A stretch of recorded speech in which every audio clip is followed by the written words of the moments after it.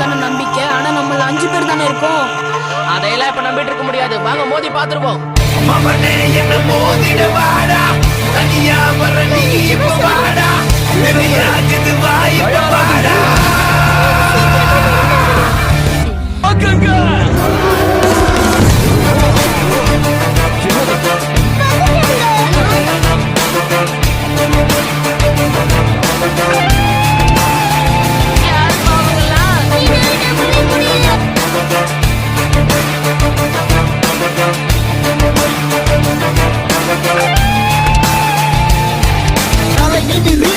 நரம்புகள் துடிக்குது, களம் இறங்கு, கண் இரண்டிலும் விரித்தனம் பல மடங்கு.